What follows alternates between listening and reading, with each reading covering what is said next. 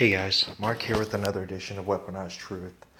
Um, I'm a little disappointed with some people in the truth community right now.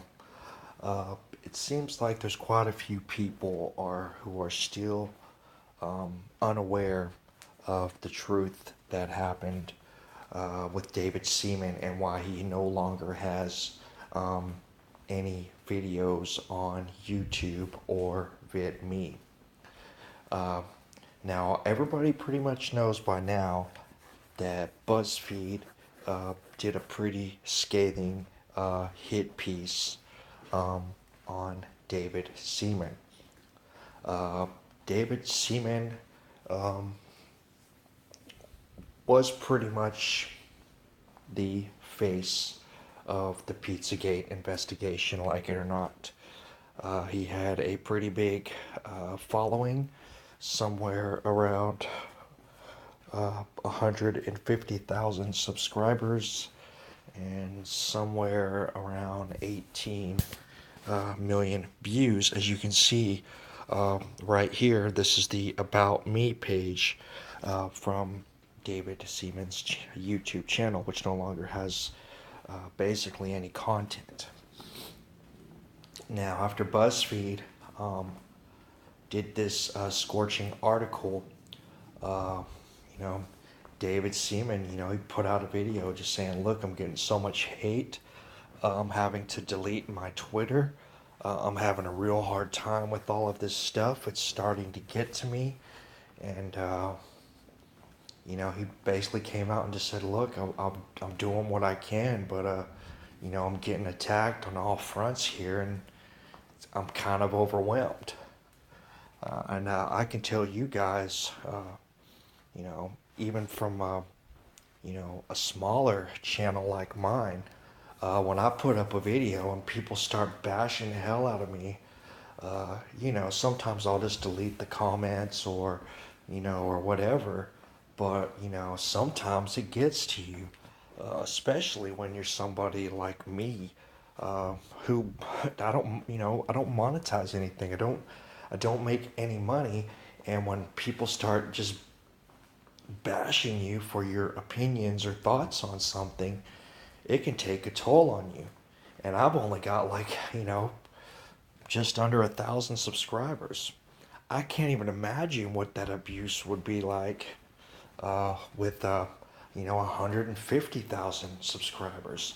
Now, obviously, when you do things on the internet, you have to have thick skin and so on and so forth. But hey, we're all human beings.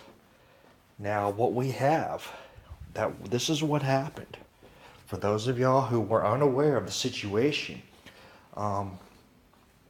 New World Agenda has this YouTube channel over here.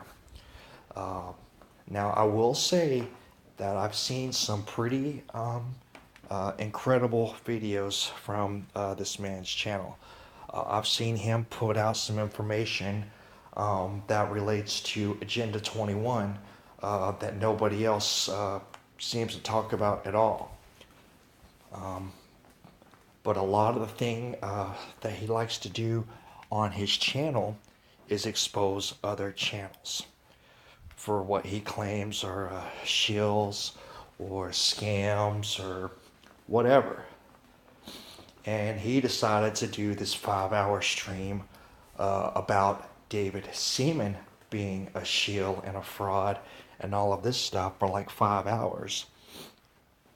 And this was on the same day that the BuzzFeed article came out. This was on the same day that he put out the video saying I deleted my Twitter because there's been so much hate about me. And it looks like some Pizzagate researchers joined him on his show, who actually, they have some great channels as well. Titus Frost, Really Graceful, and some other people all came on and joined him. And they basically spent 5 hours bashing David Seaman, calling him this big, huge fraud because he he sat in front of a camera and all he did was say Pizzagate is real, blah, blah, blah, and talk about how he never did any research and how everybody who was actually doing the research on YouTube and this VOAT.com were pissed off at him because he was making all this money giving all these rants about Pizzagate without actually doing any research. Now, I won't argue the fact that it does appear to me that this was more or less the case. I mean, he was sitting in front of the camera. He was ranting about Pizzagate, citing other people's research. Okay? But this is what pisses me off about the situation. And this is why I'm disappointed in Titus. This is why I'm disappointed in the New World Agenda. And this is why I'm disappointed with Really Graceful. Because these guys are all excellent contributors to the truth community. And this is my problem.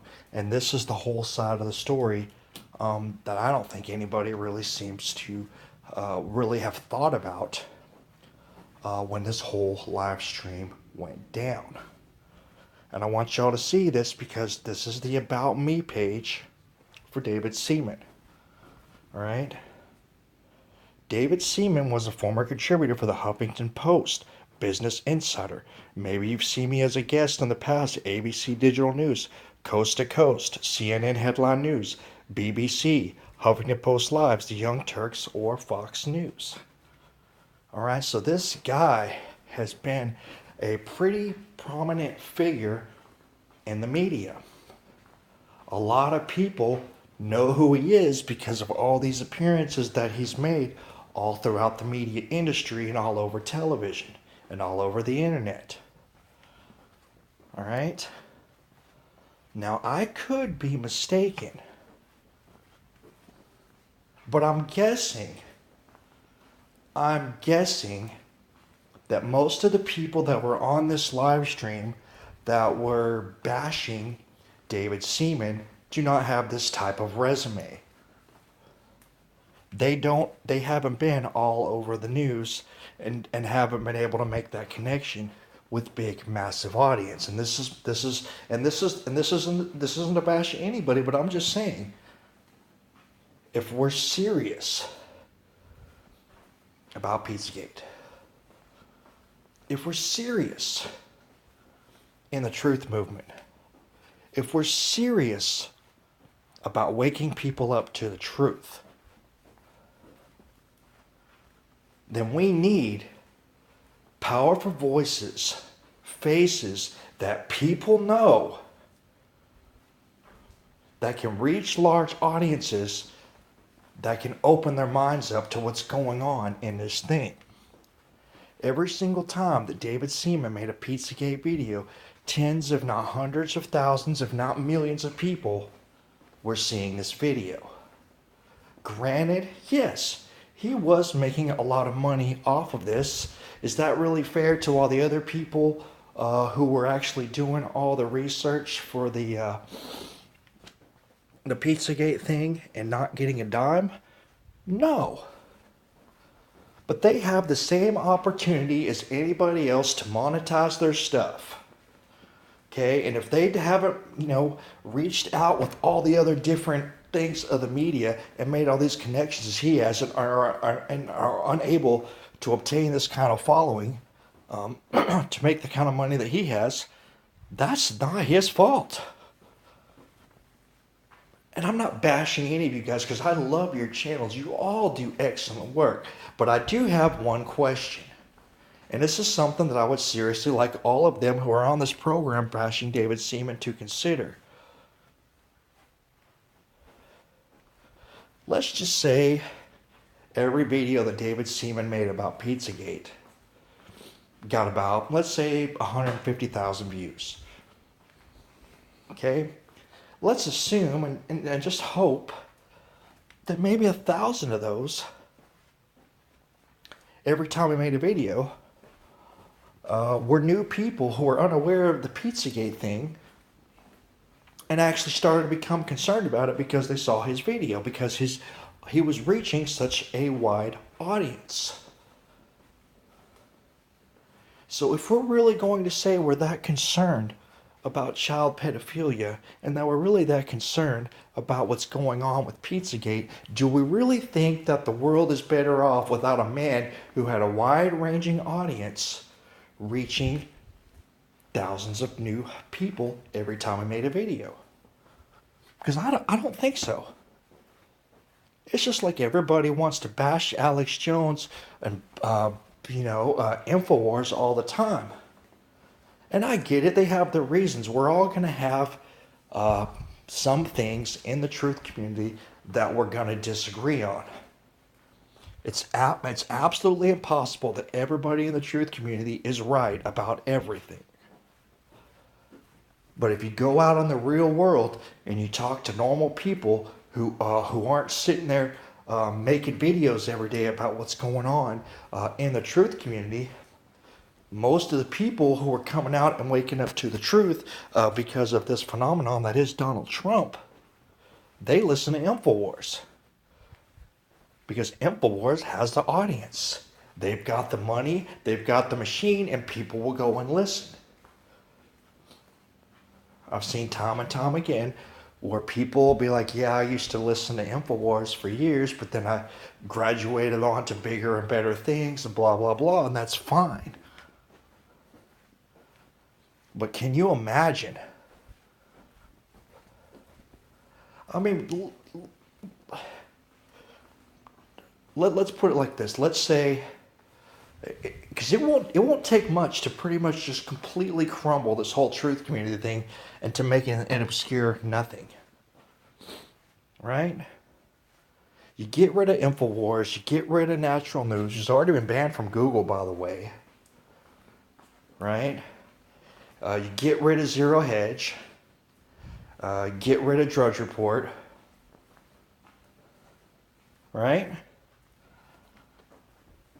I mean, you do that right there alone, and you've done some serious, irreparable damage to the truth community that's going to cost lots and lots of people who wouldn't be aware of the truth at all to never hear it, right? And so I just wanted y'all to know what happened. This is what happened. New World Agenda did this whole 5-hour thing about David Seaman, and during the thing, David obviously couldn't take it anymore, and during this cast, like maybe 2.5 hours in or something, he deleted all his videos on YouTube and VidMe. And, I imagine with what he already said he was already going through, that was pretty much the last straw. And I just really want to ask them if they really think that the world is better off without this man with a large audience sharing the truth with the American people or the people worldwide, even though he was making a bunch of money at it. I'm just saying. So that's what happened to David Seaman. They bashed him so bad he deleted everything, and for all we know, he may be gone. He may never come back. And so now all those videos that were reaching 100, 200, 300,000 people every video, we don't have that spokesperson anymore because apparently people decided that the world was better off without him, and I don't buy it. I don't buy it at all. So anyways, that's what's up with David Seaman. That's my take on the whole thing. I want y'all to know who are a part of that whole New World Agenda podcast that I think all of you have great perspectives in your own unique way. I think all of you do excellent work.